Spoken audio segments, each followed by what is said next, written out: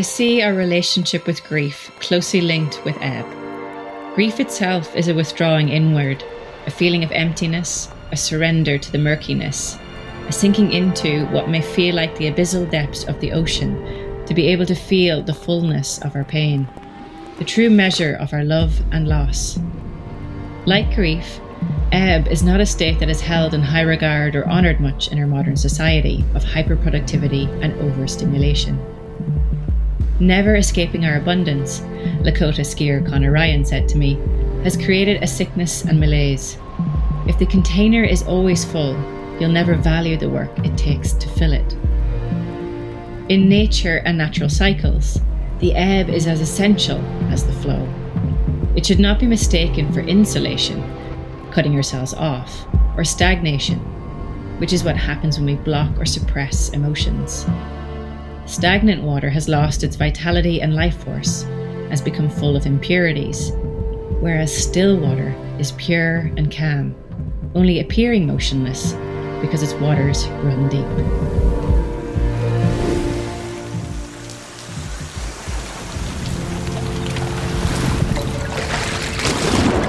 This is an Ocean Mike episode of the Spaceship Earth podcast in collaboration with Finisterre.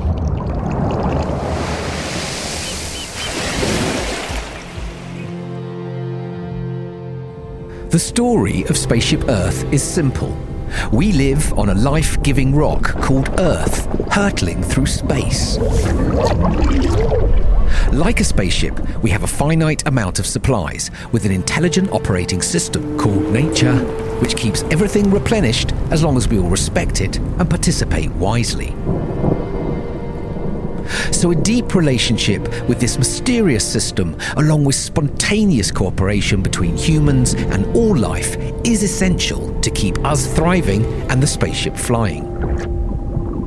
In this podcast, I'm in conversation with folk involved in regenerating life, shifting consciousness and reimagining how we can live more beautifully and peacefully. I talk with artists, writers, activists, designers, adventurers, healers, farmers, creative mavericks, and more. Their stories invite us to participate in the co-creation of life-sustaining cultures, in service to life, becoming crew on Spaceship Earth. Greetings, Earthling. Welcome to the Spaceship Earth podcast. This is Dan here. And welcome to another Ocean Mike episode in collaboration with Finisterre. In this episode, I'm in conversation with Easkey Britton. Now, Easkey is a big wave surfer, scientist, academic, social ecologist, activist, writer and artist who has pretty much dedicated her entire life to the ocean and wild waters, especially on the west coast of Ireland where she lives.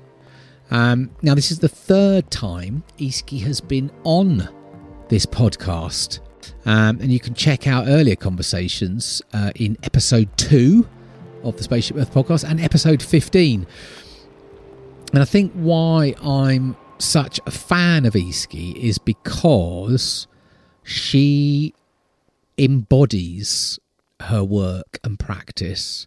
She's fully entangled and in kind of deep, inquiring relationship with her focus in life, which is the ocean and wild waters. And by being in this kind of deep, curious, inquiring relationship with wild waters of this earth, you become humbled, creative, grateful, aware in all these different ways of this vast intelligence, but also of our human limitations, our interdependence and our utter dependence on this watery, more than human world. Easkey serves the ocean and water in many, many ways. As a surfer, she's pioneered big wave surfing on the west coast of Ireland. As a social activist, she has kind of led the way in encouraging more women into surfing, has been championing ocean access to women in many places on Spaceship Earth, her work on blue health and the healing potential of water connection for human health is extensive.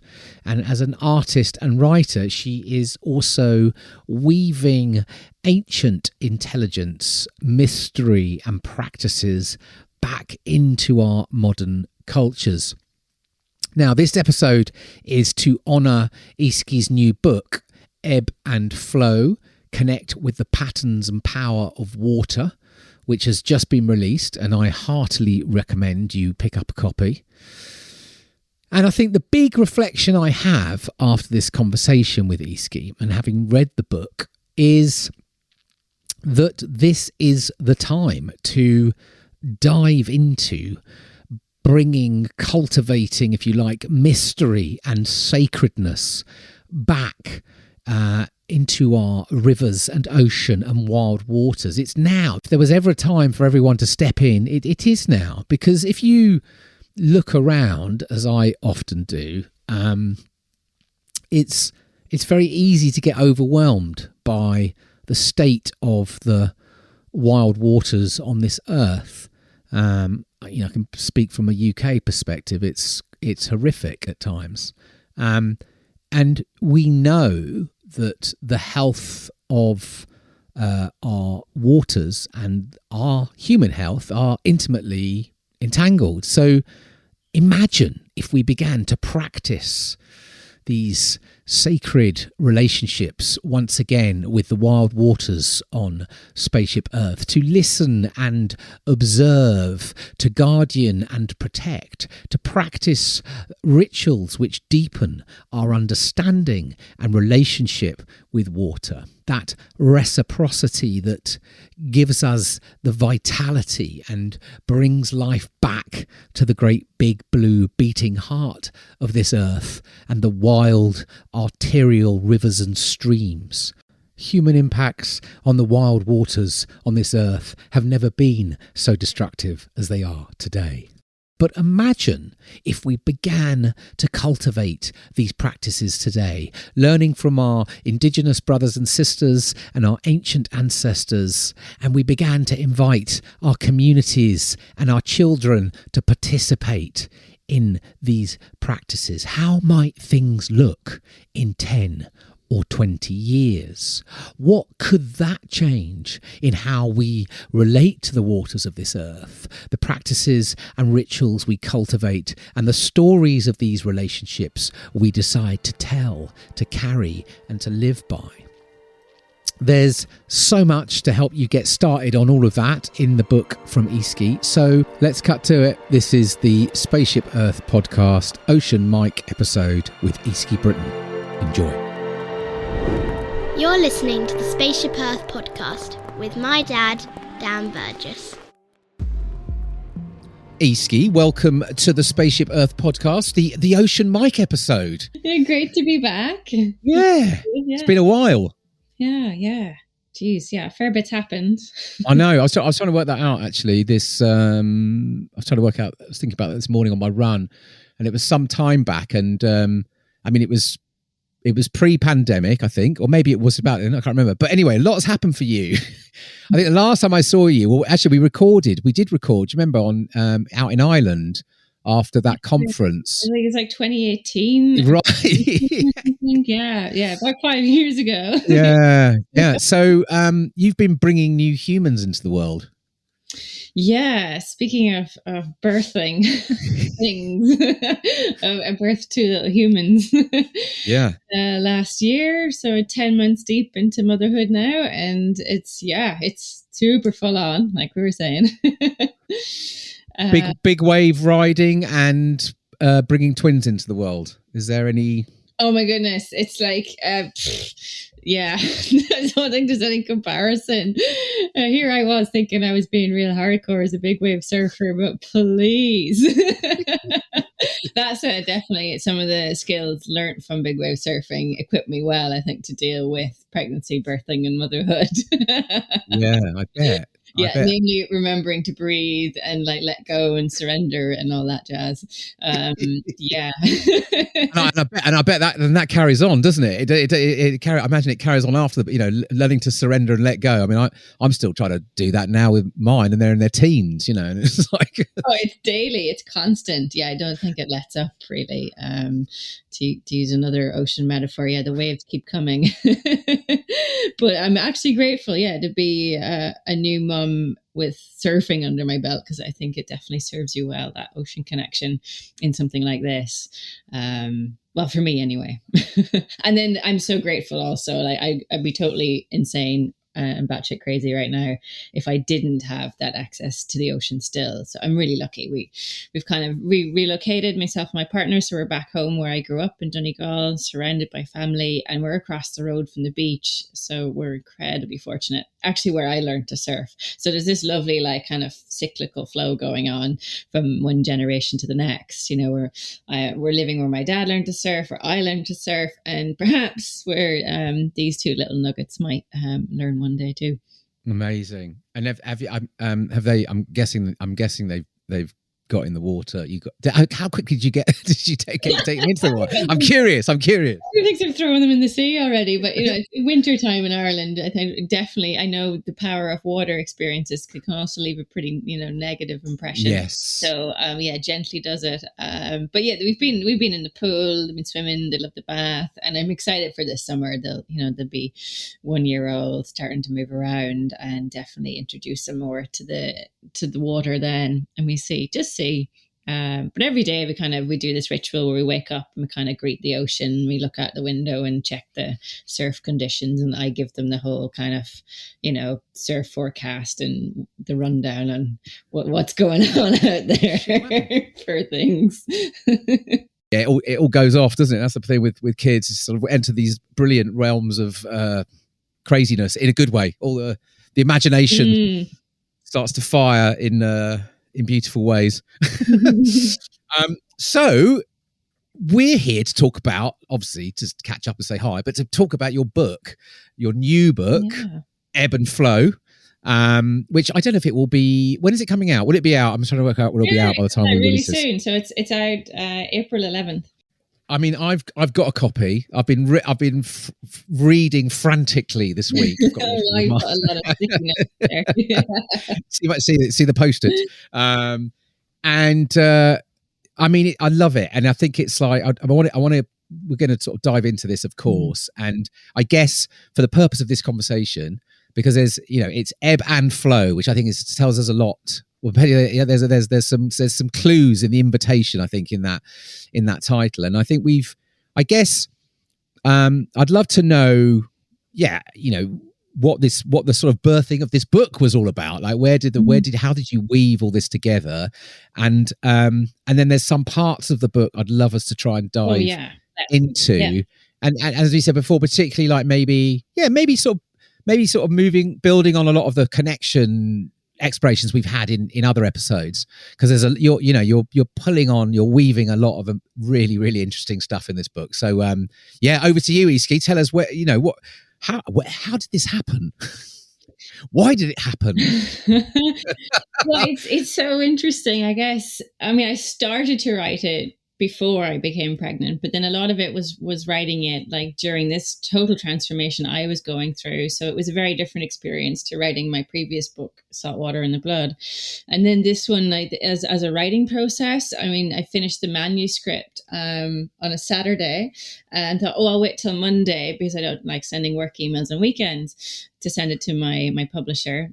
And then my waters broke on the Sunday and the babies arrived, the twins. So it was just this incredible kind of, I don't know. There was a lot of energy going on, I think, in the universe at that point. Amazing. Release, letting go. And then speaking of water connection, it was kind of, pretty tricky. And then I finished editing it and proofing it and that whole process as I was like walking up and down the beach pushing the pram while the baby slept, and then doing a lot of the editing and that on my phone, which is quite funny. It's amazing what you can do these days. But to take a step back, and where did the whole idea come from to even begin to write it? I think for me, I mean, I'm very passionate about stories and storytelling, same as yourself.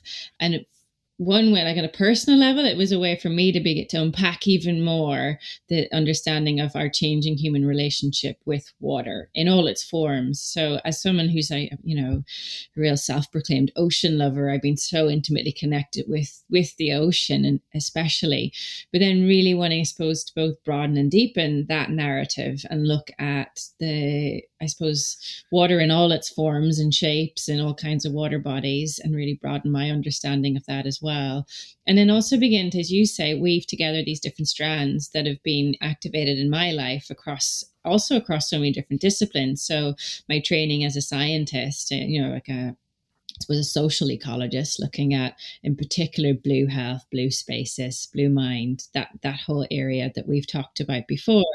And then also for myself, then my connection with water being so deeply spiritual, really, through my surfing and upbringing, but also then my own, I suppose, in Ireland, looking at the connection there through our connection with place and mythology. So that comes through in the book as well. And then also recognizing this transformative power of water. And I've just had, I guess, the honor and privilege of connecting with so many other amazing folk who are working with water in all these various ways, like various water protectors and activists and scientists and even athletes. And so wanting to bring in their stories as well. And part of it was, as a research scientist for so long in academia, trained to sort of think and write in a certain way. This was me breaking free, writing Ebb and Flow. Yeah, right. To adapt, to become a bit more like water in my writing as well, and just to free flow with it way more. But also the challenge, I think, some of the dominant narratives within the science and within an emerging discipline like blue health. My concern was that it could start to also follow the course of the dominant system that's at play, which again, although I really advocate blue health, like connecting with water and its benefits for health and well-being, we run the risk, I suppose, depending on who's doing the science and the research and who's asking the questions, of water again just becoming this another commodity for our use, using it for our health. We're turning it into a pill, so to speak. This nature connection, and a lot of the research, it was so human centric, I suppose, and it centered on our human experience, but didn't bring in the more than human, or even the water itself as this entity, as or even something that was alive. And so it was still, in some ways, a lot of the studies to date had felt really kind of reductionist in that way, if that makes sense. Yeah, 100%. And also then there was, I recognize that, but at the same time, I also recognize this convergence happening. So the science is beginning to validate and catch up with, so to speak, which I talk about a lot in the book, the indigenous wisdom and knowledge that's been there for so much longer, but largely ignored and sidelined in Western or more contemporary modern science. Yeah, it's so interesting because, again, I think we spoke at the start about this moment, and it feels like, what you're speaking to is, for me, how I'm seeing this again is this sort of, we're sort of stuck, right, at a sort of mainstream or cultural consensus level, where you can see like the sort of the West and the modern science that's obviously done so much, but it's become so dominant in how we sort of make sense of the world, how we sort of perceive, what knowledge is, and you see how that science is informing, so much of how we've been relating to the world, right, particularly over the last, probably a couple of 100 years, how we've related to the living earth, how we've related even to ourselves as these sort of selves walking around in our heads, how we relate to others who have different identities, what even our identity is based on. It feels like we're so stuck now at that limitation, and there's all this other knowledge, all this other intelligence, like you say, that has been, either from our fellow human beings, our indigenous brothers and sisters, our ancient ancestors, who've kind of always had another, I guess, been very open to other forms of intelligence and other forms of knowing the world, and of course all this other intelligence that's in us, in our bodies, that we probably just don't really know. Many of us, we haven't been taught or encouraged to trust other ways of knowing. And I think with water particularly, you speak to this such a lot in the book, you know, this kind of intelligence between the human and water, right? Which is like, so it's not saying that all of that science is let's throw it all out, but it's just like, it feels like we're in this moment now where we really need to bring all these together now, you know what I mean? And it really comes across in the book that it feels like it's just very intentional. You're really trying to sort of bring these diverse perspectives, and also not just the light and the joy either. There's some edge in the book. There's some reference to the uncomfortable stuff and the and the stuff that we can't know, and the power of water, or the because again we have this sense of just making everything feel great for the human, and actually there's also a lot of there's difficult things that we're being called to work with at the moment. And so I don't know, but I just feel that there's this time it feels like these different ways of knowing and relating have never been more important, to sort of try and open up space for them to be really considered and explored and work with in a much more, do you know what I mean, less binary way, I guess, is what I'm getting to. Yeah, that's exactly it. And that's what I felt like in the world of sort of science and academia. It's really exciting what's emerging from that. And, everything from the neuroscience to the effect of water on our hearts and so on. But that needs to be situated within this much wider, richer context of where it's coming from.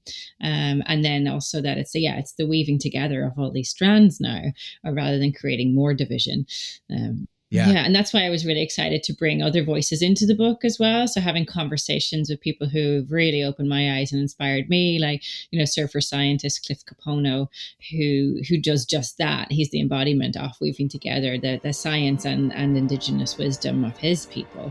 And it's really exciting to see that happening. So he's kind of, creating new stories through that, new ways of understanding our relationship with the planet, as well as, Robin Wall Kimmerer, who I reference a lot in it too. But those people, I guess, who straddle these what seem like disparate worlds, but in actual fact show us, hang on a minute, they're speaking to each other. Yeah.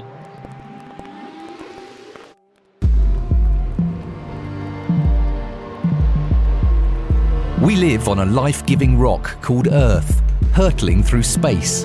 How bonkers is that? You're listening to the Spaceship Earth podcast, Ocean Mike episode with Finisterre.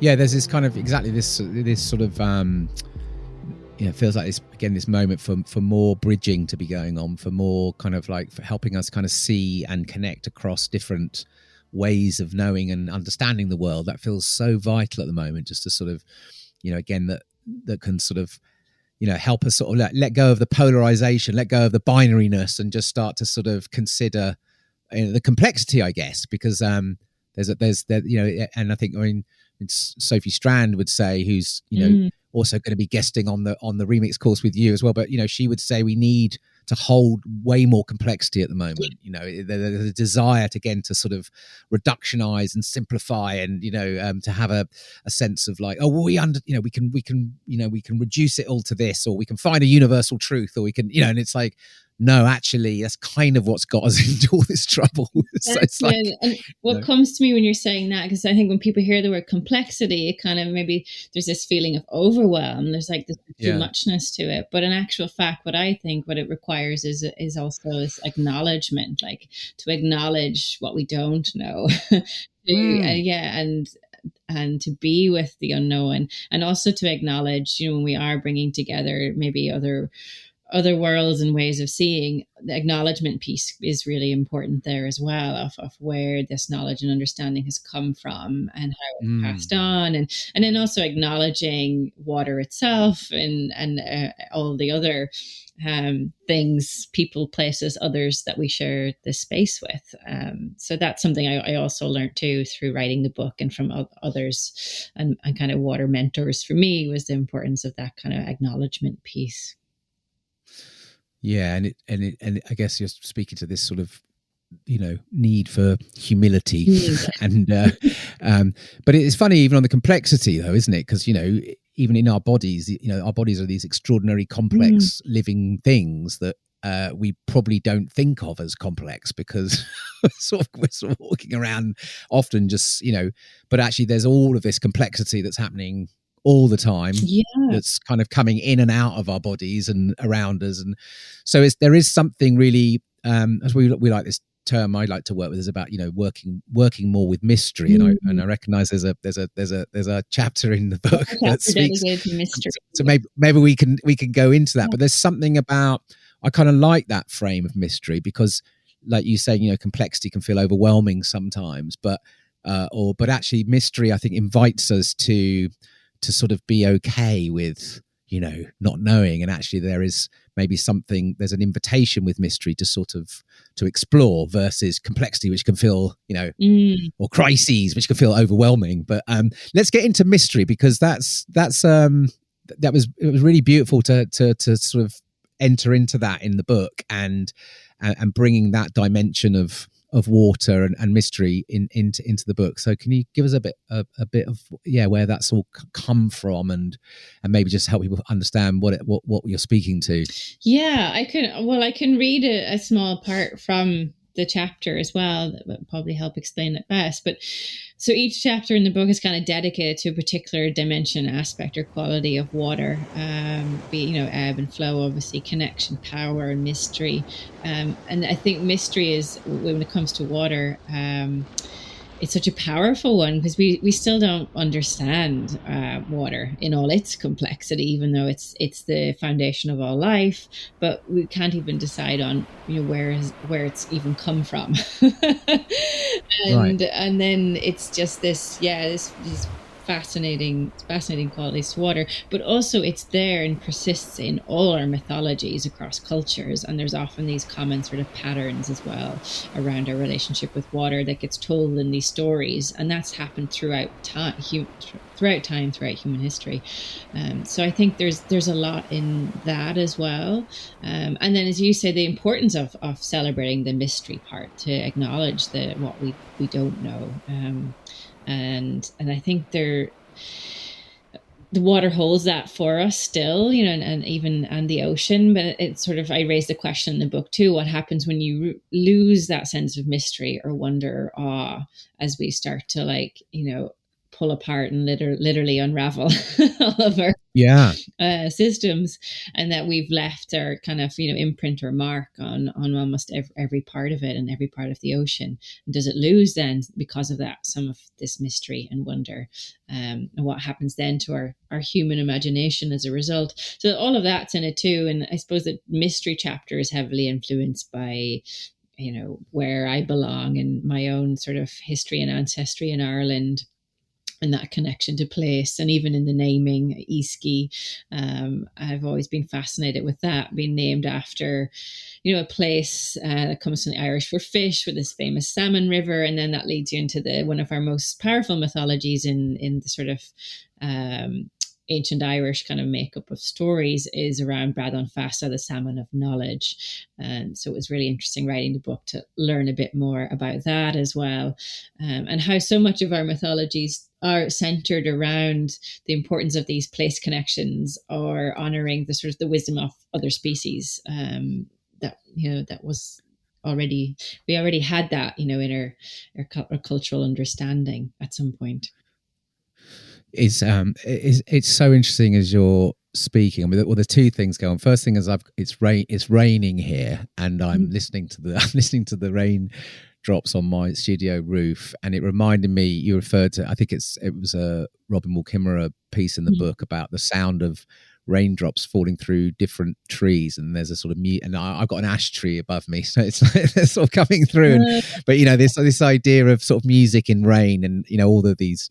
Sorry, so that just came into my head, because I really hear this rain, but this idea again of that water is, all of these relationships that we have with water on this earth, and I guess finding in the mystery in that rain, in those raindrops, right? But there's a sense of what you're speaking to then is for me is this idea of belonging, and, you're talking to, the place where you have grown up, where you were born, the roots of that place to you through your family. It's in your name. It's in that river. There are the other beings in that river. And so you have this extraordinary sense of belonging, I guess. And it's so interesting because I was with this, a few weeks back with this lawyer, Paul Powsland, and we were in East London embarking on this river roading, really built up. I mean, really, really difficult part of London. People living, it's massive motorway flyover, and the river's polluted, and you can't get access, barely can get access to this place. And we were talking about sacredness and belonging, and this whole we were talking about that idea that when you look back and you look at place-based cultures or indigenous cultures, because effectively that's what we're saying, right? They're sort of to be indigenous is to be of a place, and there's a sacredness, cultures that didn't have any form, and that word can be quite loaded for some people. I'm using it in the sense of there is some form of reverence. There is an understanding of the intelligence and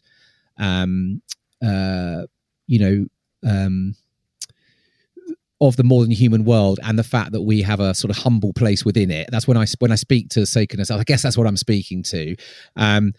But we were talking about how, civilizations that haven't had that, or do not have that view of the living world, as far as we can see and understand, just haven't lasted very long. They haven't seen the more than human world to have any kind of sacredness.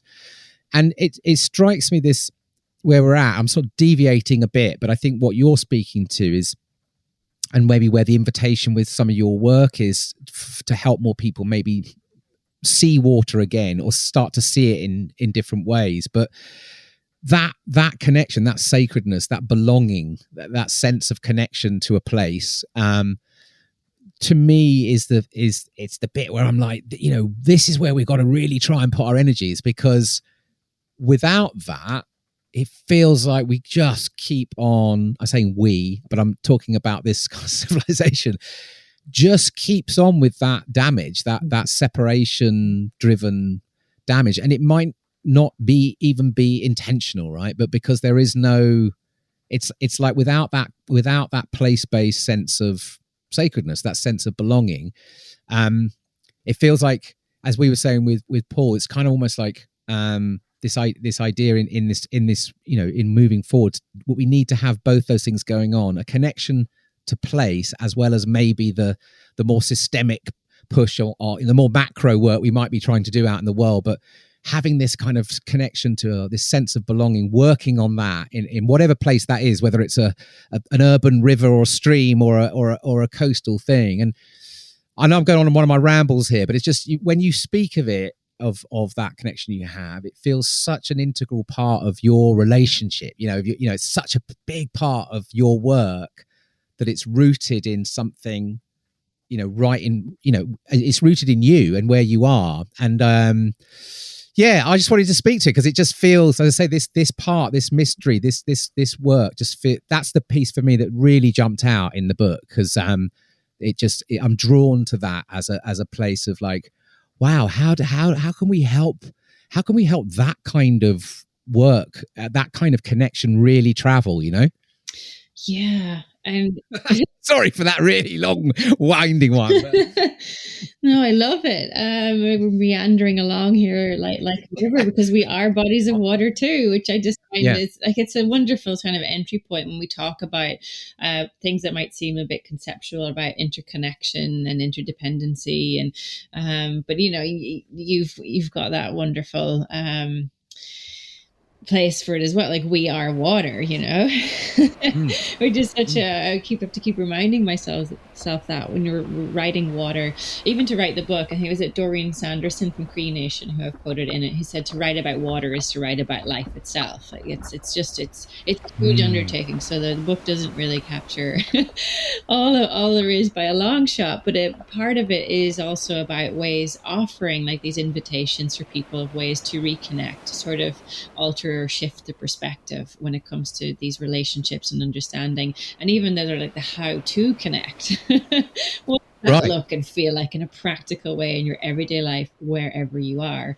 And so it's finding different ways to explore that. There were also like, that we're going a little bit further beyond, like trying to also in a safe way take people a little bit further beyond maybe what they're most familiar and comfortable with, and getting into their bodies first as a way to begin that journey of connection, and how water is a great facilitator of that. So there's a lot of these sort of embodied kind of very ecological kind of practices, and for me I think that's foundational to doing any of this work that we're doing around, that's necessary as well to work with water and conservation and activism and so on.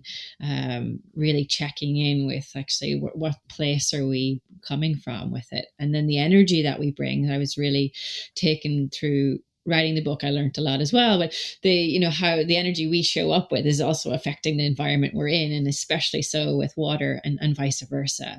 Like water leaves such an imprint on us.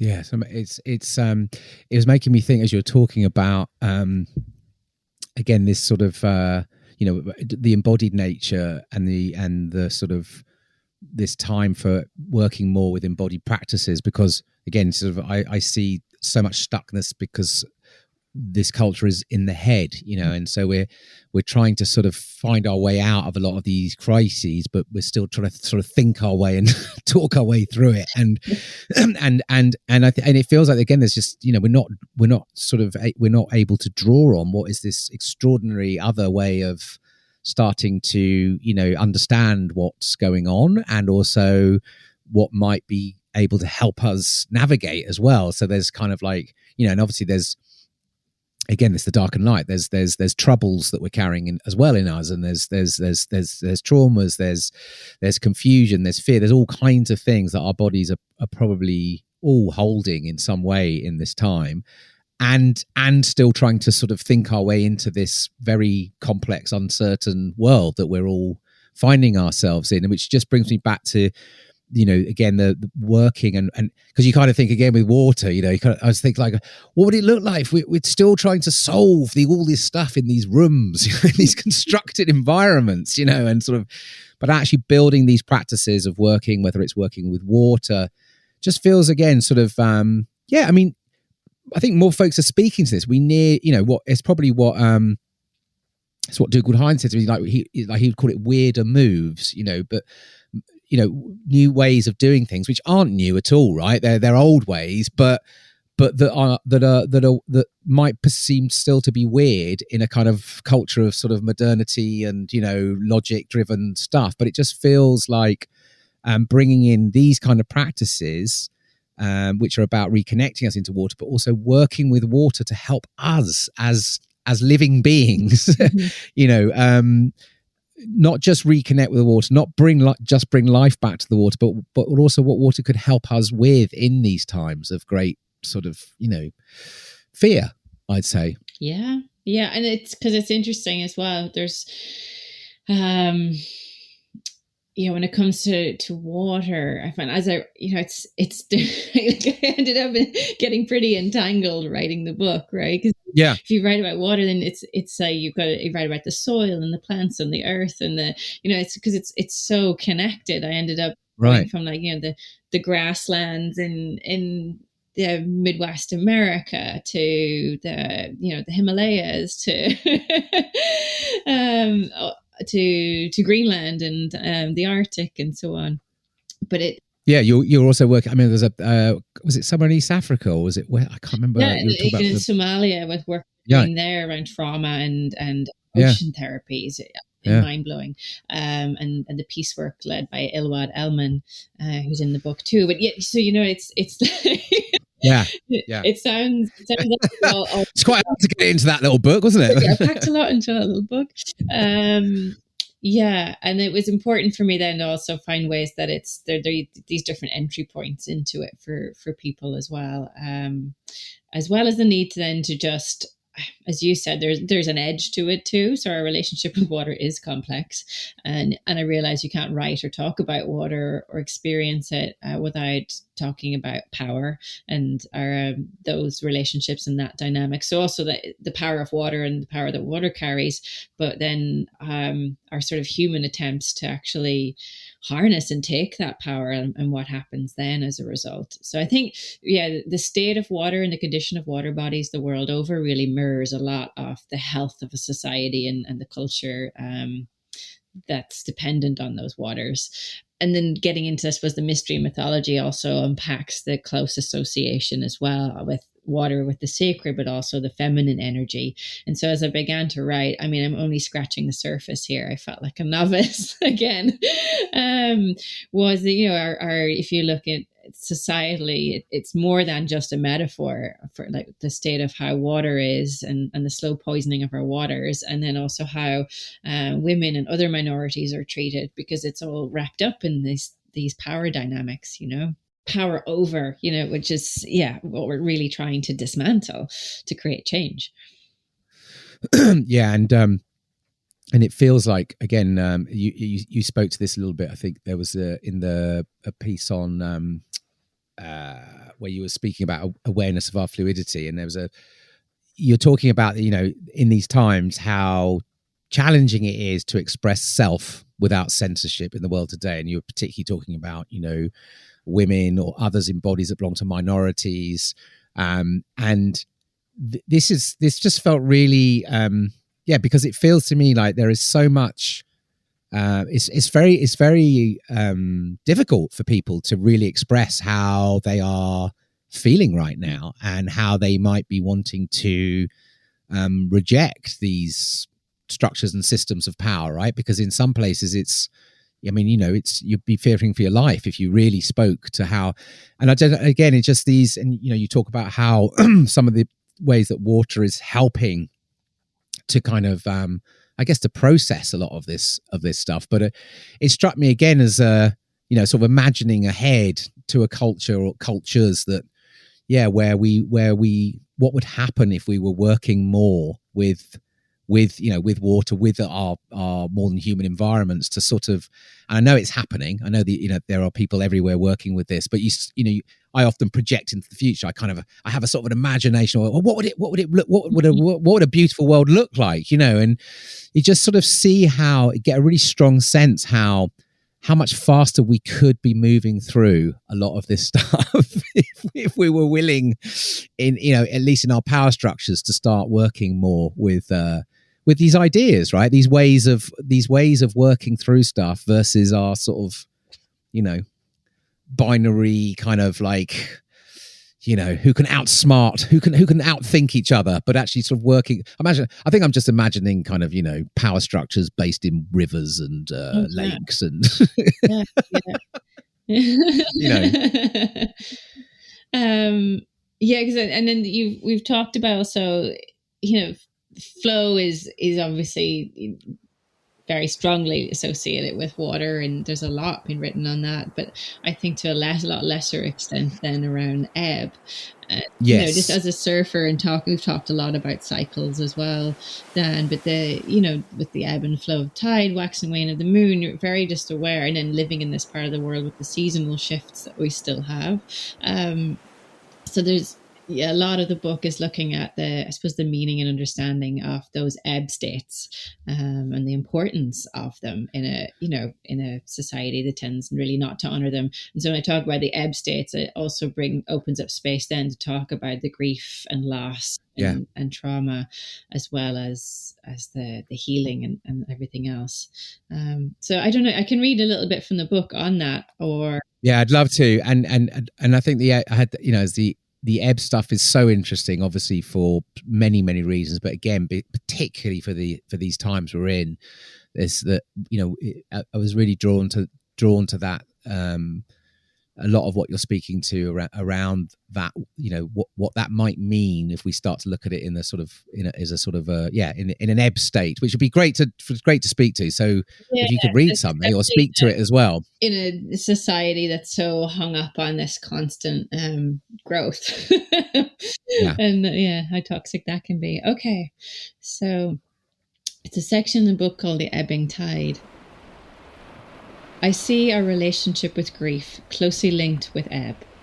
Grief itself is a withdrawing inward, a feeling of emptiness, a surrender to the murkiness, a sinking into what may feel like the abyssal depths of the ocean, to be able to feel the fullness of our pain, the true measure of our love and loss. Like grief, ebb is not a state that is held in high regard or honoured much in our modern society of hyperproductivity and overstimulation. Never escaping our abundance, Lakota skier Conor Ryan said to me, has created a sickness and malaise. If the container is always full, you'll never value the work it takes to fill it. In nature and natural cycles, the ebb is as essential as the flow. It should not be mistaken for insulation, cutting ourselves off, or stagnation, which is what happens when we block or suppress emotions. Stagnant water has lost its vitality and life force, has become full of impurities, whereas still water is pure and calm, only appearing motionless because its waters run deep. And, I go on then even to talk about the life cycle of a tree, and they seem dead in winter time, but yet they're really active in the root system. And also it's a process of conserving water at that time of year. And so I felt like there's so much more to understand by simply observing things around us again in those ways that are more intimate and embodied, like what's water up to today, how is it behaving, and your own local water in your body, can you sense it, the water in the trees or plants. Even with that, there will be incredible things will come from it, I'm sure.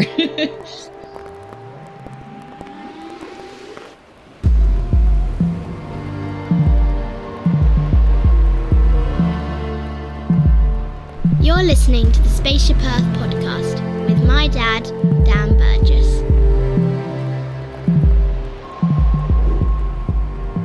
Yeah, and that comes through in the book. This again, and I think that's part of who you are as well. That the invitation to observe, to notice, which is to step back and to build that sort of and that's both what you notice out in the world, but also what you're noticing within you as well. Yeah, that resonance and attunement.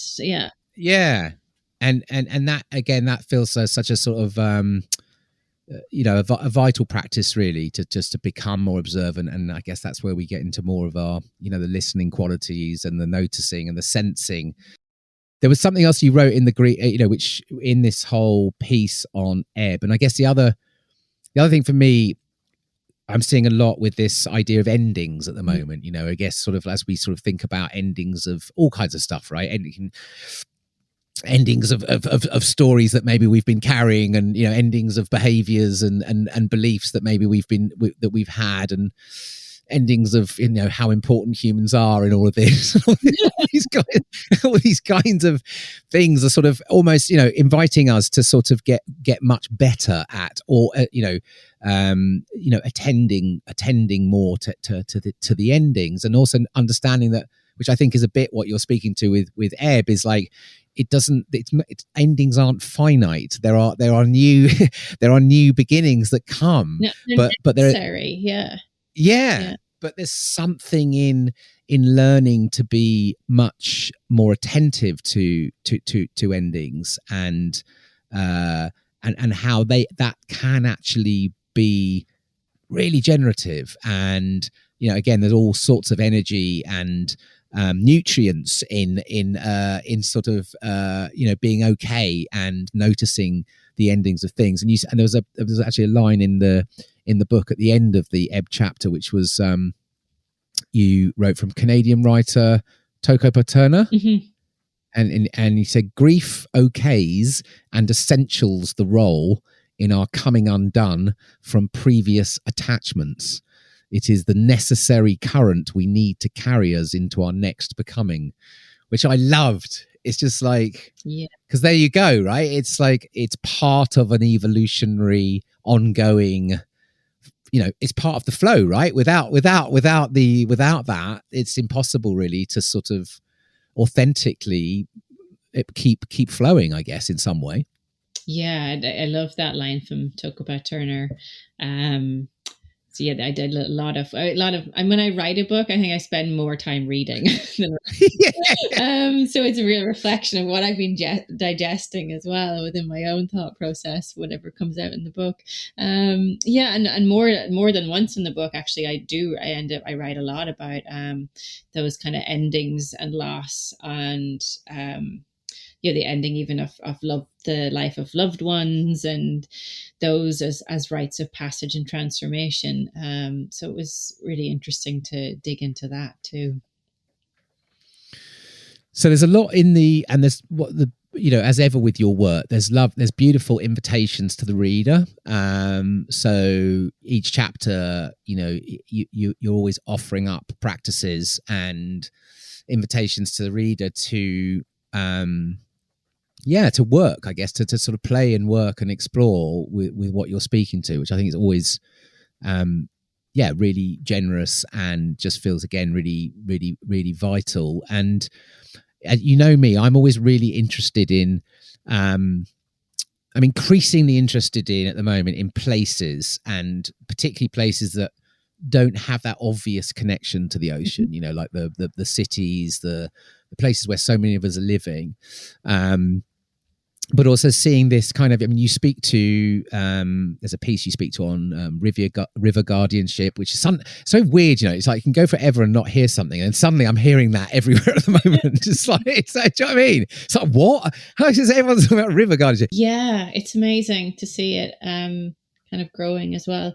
So the book, I guess one of the most common questions I get asked when I'm speaking, and then obviously Saltwater in the Blood was much more ocean focused and around surfing. But then is about how can I connect with water if I don't live near the sea? So there's that assumption that the ocean is, again, this away place for most people, whereas you and I know it's with us, and we have this intimate connection with it all the time. Every time, every second breath we take, as you always remind us as well. Dan. So I wanted every kind of invitation and activity kind of in the book should be doable for anyone wherever they are, is kind of how I wanted to approach it, because we can't live for very long or very far away from water in some shape or form. So I would hope most people can access that, but even with the water within our own body. So a lot of it just comes from that, with working with where you are with what you have, and really wanting to recognize that too, as well as the privilege of having the sea on my doorstep.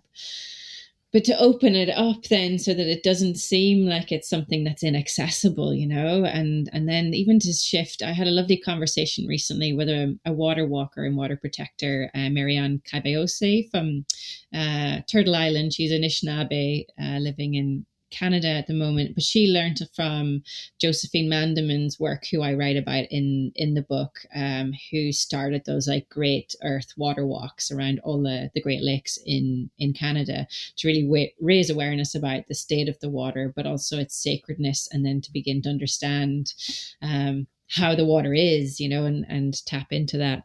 So, and that for me, they, the Anishinaabe and Josephine Mandelmann and those women were really the pioneers of that kind of, I suppose, guardianship of the water, that began, I think, from from early 2010 to 2017, around that period.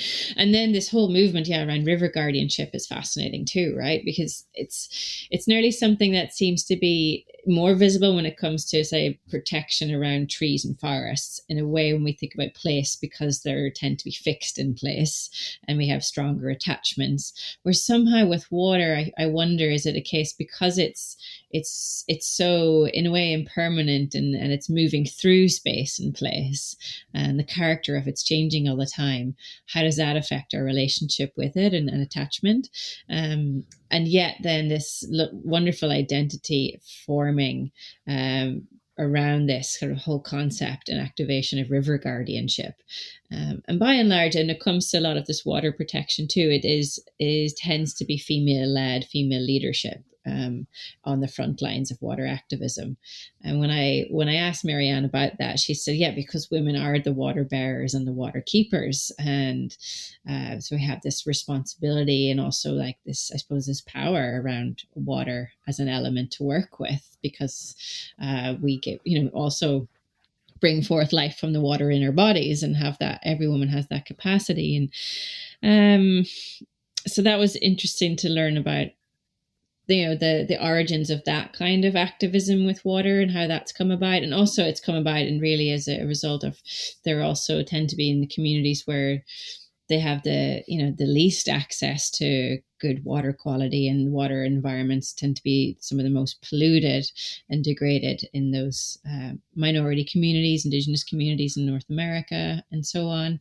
But then we're seeing it happening across, say, in Europe, and you've got the Balkans in Eastern Europe, and women there kind of getting really active around protecting rivers, some of the last free running rivers in Eastern Europe as well.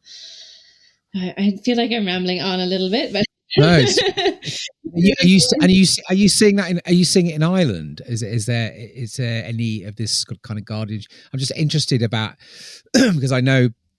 Yeah, I'm interested with all the, particularly, I guess, with all the. I mean, in England, the state of the rivers, for example, right? Because now they're just like it's become so absurd, like the pollution in these rivers, and obviously the whole the water companies and all that stuff. But when I read your book, and the again this recognition of just this sort of as we know, but we are nothing. We can't exist without water. It's like it is the essence. It's the sort of like and there's so much obviously to water in all of its forms, and yet on our doorsteps, for many of us, these wild rivers, which all lead to the sea, right, and all the cycle of our rain, and it's all interconnected, we know. But they probably couldn't. They've probably never been in a worse state. And it's this sort of weird kind of like. Yeah.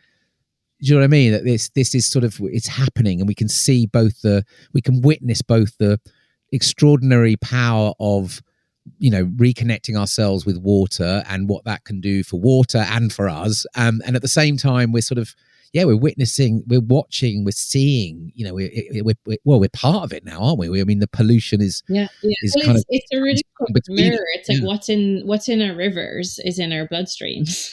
Right. Because it is all connected. And even Marianne was telling me how, because it rains so much, and usually people have their heads down in Ireland and they're rushing as quickly as possible between rain showers. But now she just sort of reminded me, but when the rain falls, you're receiving the medicine, because water is medicine.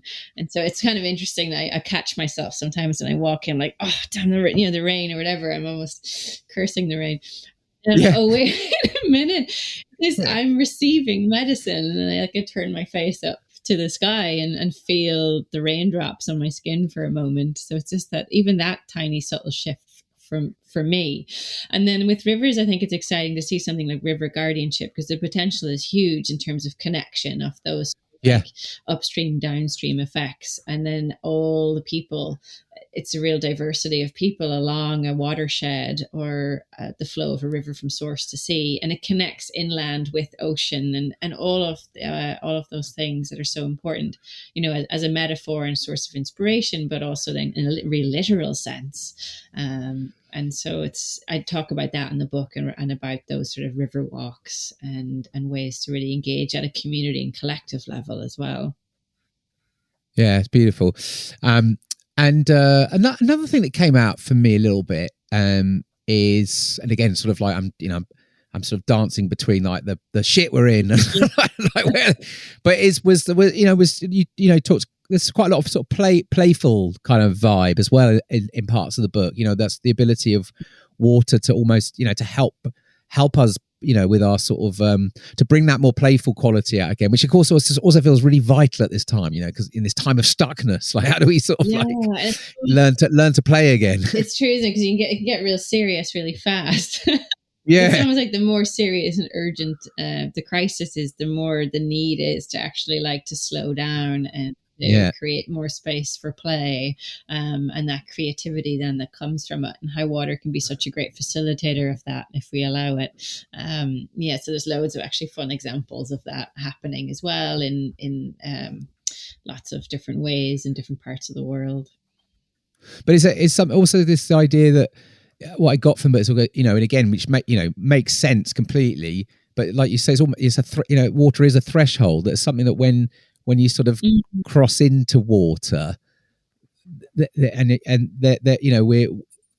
allow ourselves without even it just happens, right? We just we're sort of opening up in some ways and letting go and moving into there's the presence that we speak of in from surfing and all these great things, but there's just something it's a threshold that doesn't, like on land in our constructed environment, it's much harder to find anything actually that do you know what I mean, that can do that to all of us, because I think there's something that's a universal truth, isn't it? Totally. Almost. And this is almost like a two-part thing. That's like it takes us out of our comfort zone because it is a threshold and we're entering an environment that's unfamiliar and that we're not so well adapted to be in for very long. So that's really important, I think, when we look at the time we're in now, is to actually be comfortable with being uncomfortable, like just to be with those, like your whole kind of spectrum of sensations, especially that cold water can offer us. And the playful element, I think, it must be inherent. Like I'm seeing it in, with my babies, and they get in the water, and it's just this, like, I mean, they're all about play. Their whole world and perspective and outlook and experiencing and learning is all through play. But with water, it's like it just gets amplified, and they're like laughing and splashing and just in this whole other world, really. And I think it's something too, isn't it, about that bodily contact again of feeling and experiencing all of who you are in a new or different way through water, because that sense of touch is so strong. The feeling of water. Yeah, beautiful. So I've got a couple more things I was gonna ask you, but on the book, it comes out next month, and what are you hoping for with the book? Who's it for?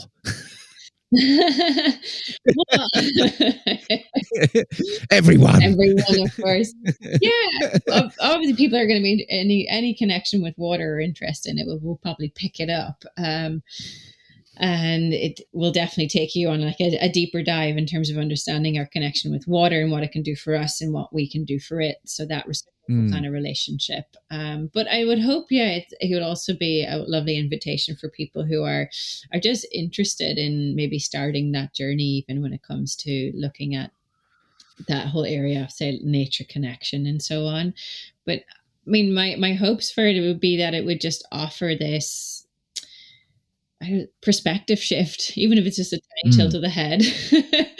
And deepen connection with your own sort of sense of self and aliveness with the world. I don't know, it's not very prescriptive, although there are those practical ways to get engaged with water and look at your water connection in different ways. They tend to be more invitational.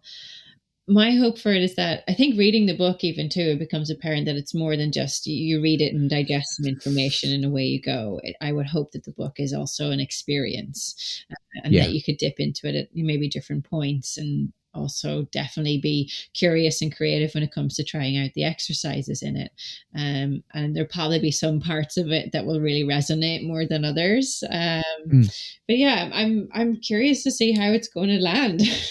Well, it's a beautiful way. I love the weave. I love that you've weaved so many different perspectives and stories and different ideas and thinkers and people that are working, that have all kinds of different relationships with water from deep time to now. And I always feel that's such a gift to sort of bring different people, like you have in this book, to sort of to bring the different voices and the different kind of ways of allowing us to sort of think about water and our relationship with it, and water's relationship with us in multiple different, diverse perspectives. Because I think that in itself is often, for me anyway, just to sort of, again, it's a little bit of a kind of, oh yeah, actually, I'd never, it's just opening us up to consider our relationships in many different ways, which at the moment, again, back to the complexity, maybe it's not the complexity, but the diversity feels really important at the moment. That, and I suppose it's a book in one way about how we restore our relationship with water, restore our water, those water bodies that are so degraded and polluted, so about restoration, but also about, as we do that kind of work, recognizing how it's also restoring our own health and well-being, and so on. Like it's that's totally reciprocal in terms of an exchange that's going on. So I think to keep that in mind if you're on the front lines of doing this kind of work as well, which we know in our society can be like rife with burnout and a sense of overwhelm when we're facing so many crises. Yeah. So it's a book, although there is the edge to it, there's also, I think, a lot of hope in it. I would, as well as acknowledging there is already so much that we've lost. So there was moments that were actually, it was kind of difficult to write the book, especially when I had, was soon to be a mum. So that was my perspective was really altered by that as well. Yeah. Yeah, I think, well, he says, what I think you're a remixer. That's what you're doing with this book. Yeah, there we go. And no, I mean, but that's, I see the book in fact, everything you do, you're always, I think, inviting people to rethink or reimagine, or at least consider different relationships we can have across different disciplines, across our relationship with wild water, with the ocean, with ourselves. And so, yeah, I think it's a beautiful offering for these times, a time where I think we need to be remixing everything. Yeah, great. It is a remix, a water remix. Brilliant. Yeah, exactly. And we're going to look forward to having you on the remix, obviously, forthcoming in May, which is going to be, and hopefully, you can bring, some of this work into the session there, because I think it's going to be really exciting for folks to have for you to share some of this work and the way that you sort of see and the people that you have met and learned with and been taught by. I think it's just such a perfect time to be sharing this knowledge and these invitations. So we're going to look forward to that one. I can't wait. Yeah. And did I see you were back in the water recently? Because you on the surf front, like, how's that been? Oh yeah, I've been back in the water as well. I was going to say as soon as I could, but I had to wait a while. It was definitely a tough birth and recovery, but I think what worked well was just trying to be as gentle as possible with myself. And interestingly, it's like, physically, like when your whole body is changed and you're going through this healing process. But also I've been fascinated, like psychologically, there's been a complete shift as well. Of course, my whole brain has been rewired now that I'm a new mum. And my relationship, I've got children on land. Yeah. Oh God. I know I'm out here in the ocean. What am I doing? But no, I've been lucky. I've been able to get back in the water and get surfing kind of at least once a week, or I make sure I get my water fix. But it's fascinating. And my relationship with surfing in the sea has totally changed. How I ride waves, what motivates me, what pulls me. So that's probably like a whole other podcast. I'm beginning to unpack. But part of it is, I'm not even entirely sure. Like, there's nothing as radical, powerful, and potent that you can go through, I believe, as giving birth. And like, it's just, like taking off on a 20, 30-foot wave at Mullaghmore just doesn't even compare. And yet you're at your most vulnerable as well. And so in one way you kind of think, well, should be totally invincible after that and super resilient. And in some ways you are, but also there's this connection, even when I was pregnant, where I'm surfing for more than just myself. Like, you're already connected to two other beings. And it's the same now when I'm surfing. I have this consciousness that it's less about the individual and the ego. And I'm less drawn to those, to put myself in those risky situations, or to go chasing waves, or to, that kind of push energy. Much more now about like going to, I suppose, I do it for my own therapy, my own state of mind. But it's funny, because I've had moments now of greater flow than I've had before. This different connection with my body. I wouldn't say it's better or worse, but it's changed. And so I'm really curious to see how that evolves. Beautiful. It's like me, the old dad longboarder. I'm like, it's above 4 foot. I got 3 kids. I can't get out there. Yeah, I definitely am looking for fun, pleasure, and play. I do myself. Oh, beautiful. So listen, thank you for this time. I'm excited for this book to come out. I'm excited for this to have you on the remix. I'm excited just to see this water work travel now. It just, it feels on so many fronts. We're just, it feels like we have so many beautiful things to help us and guide us through these times. So as much as there's the overwhelm and the complexity, we've probably never had, more kind of ways and support and communities and connections to sort of really sort of allow ourselves, right, to sort of know the world differently and know each other differently. And this feels like a really important and beautiful addition to the sort of the emerging generous toolkit of possibility that is so thank you for that. Water remix, a toolkit of possibility and emergence, and connect with the patterns and power of water. Oh, thanks, Dan. It was lovely to sort of riff on that, and I really enjoy these conversations. Yeah, and just I guess just one, whether you could leave our listeners maybe with one invitation. This idea we riff on in the podcast of becoming crew, stepping into service, finding some ways to sort of bring life back to the world around you. Is there something you could, a little mission or a little provocation or an invitation that you could offer up our listeners to sort of maybe to go and play with? Yeah, well, because there's a lot of exercise in the book, so maybe I can pull from that. I really liked, there's invitations to journal and reflect there, but there was a talk I listened to by Dr. Kelsey Leonard. Her TED talk is amazing. And in it, she talks about, she's a water protector and lawyer, and she talks about water rights a lot, but she kind of reminds us to ask ourselves each day, what have I done for the water today? So just that check-in even. And then maybe to leave, I think maybe what feels most appropriate now is this, I write about this practice for water reciprocity. So to talk about what does that even look like to be reciprocal in our relationship with water. And because there's such a popularity around things like going sea swimming and all the benefits of these sort of blue space activities and surfing, and which is great. But I even noticed that how I approach my surf, like the intention and energy I'm bringing into the water, will completely affect my experience. And I think it's to do with this. And I had great conversations with Cliff Capono about it. So in the book, I write that how before entering the water, especially if it's for our own kind of recreation or leisure, to bathe, swim or play, or even to take water to drink or wash with, I offer these kind of 5 steps to improve the feeling of connection between your body and water before we do that. So the first is to sense and observe the energy of the river, lake, sea, or surf before rushing out there, or the water in your in your vessel, in your cup.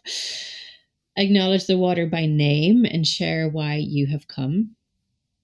Third, deepen and slow your breath. So extending your exhale to release any tension in your body, allowing yourself to become soft, more like water. And 4, to seek the blessing of the water in whichever form feels good. So one example would be I kind of always sprinkle water on my forehead, almost like receiving a sacrament before or as I'm entering the water. I nearly do it now just without noticing. But it kind of helps me attune my physical body to the qualities of the water too. And then finally, you may wish to make a small offering in return. So that could be sometimes when I do like with seashells or pebbles arranged on the shoreline before you leave, doing your 2-minute beach clean, or offering a prayer or song to the water before you leave. Beautiful. Thank you, Easkey. Thank you. Yes. Well, I'll see you. I'll see you on the remix in a few weeks. I'll go rescue my amazing mum and take over my own mothering duties. Yeah. Speak to you soon. Bye. Bye.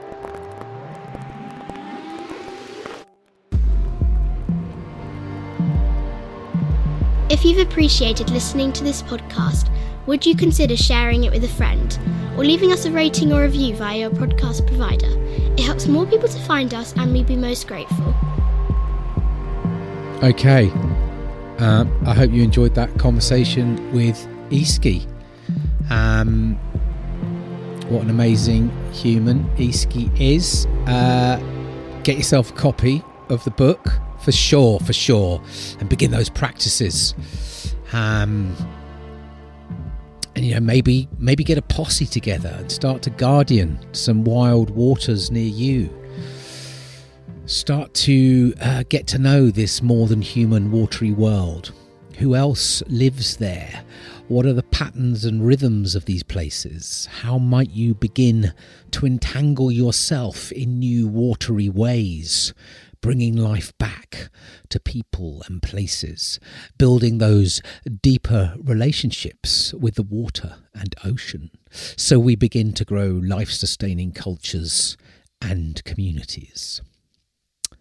So, if you enjoyed this conversation, please do give us a share, give us a cheeky review, leave us a comment, send us a mail. We love to hear from you, and it means a lot to get some feedback. We love it, and it helps this whole thing tick, right? The energy. We're all part of this podcast, right? We're all sort of entangling ourselves in different ways with it. So yeah, let us know. We'd love to hear from you. Lots more to come. If you want to stay in touch with what we're up to on the podcast and what we're doing with our learning experiences at Becoming Crew, best way to do that is to sign up for our irregular newsletter and our writing at becomingcrew.substack.com. So I'm going to play out the track. It's by an artist called East Forest. And this is a collaboration with Peter Broderick. I first came across East Forest, I think it was in lockdown, while sort of digging into music. Actually a thread I was exploring, music that's intentionally being produced for psychedelic therapies. And as I was down a rabbit hole, I came across East Forest. And East Forest, I don't really know how to explain his music. It's kind of like ambient, classical mashups. He's based in the US, I think in Portland, Oregon.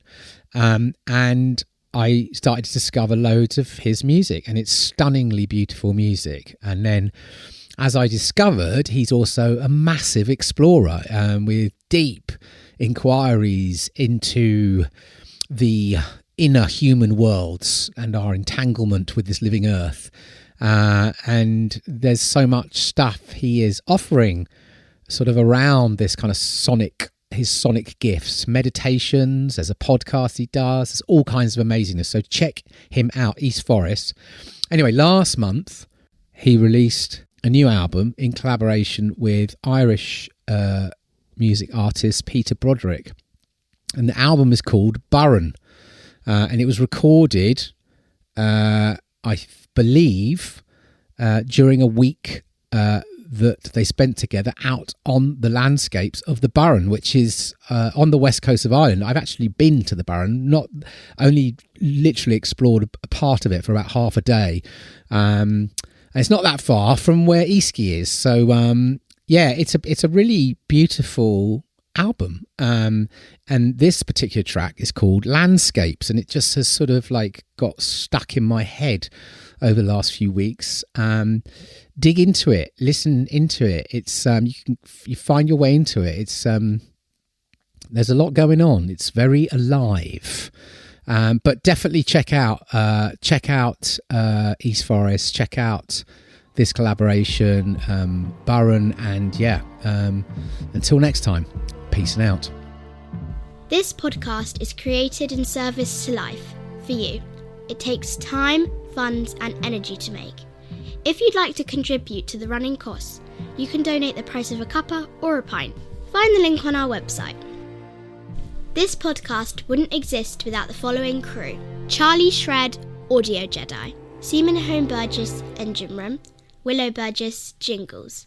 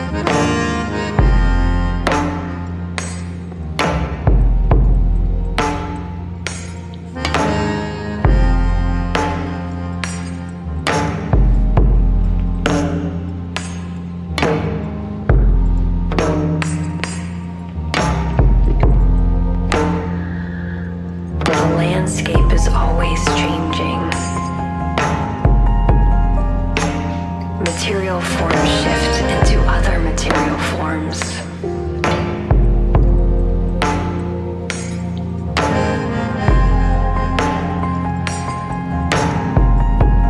In a sense, what's here today may be gone tomorrow.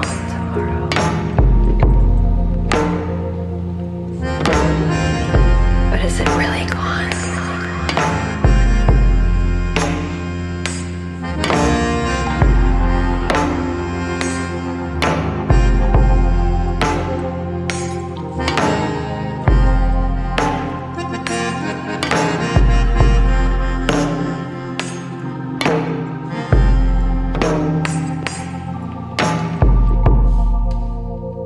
Does anything ever truly disappear?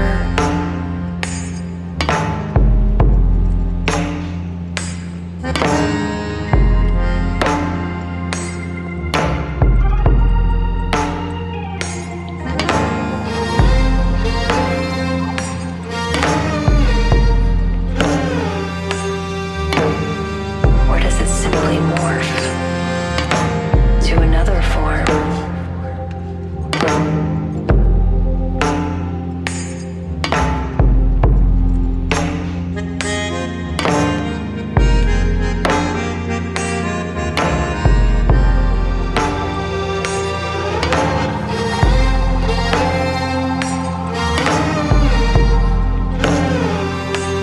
Another shape, another expression.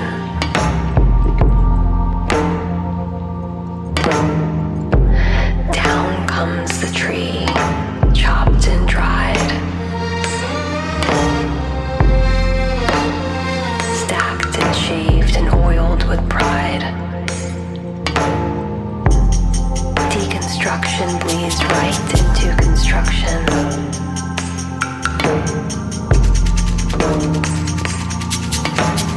What was one form becomes another.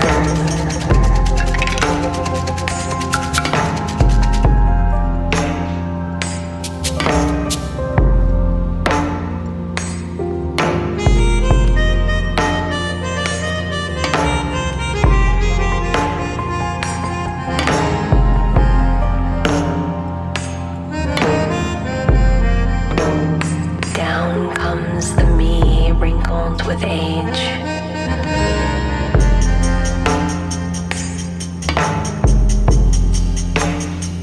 one story ends and we turn the page.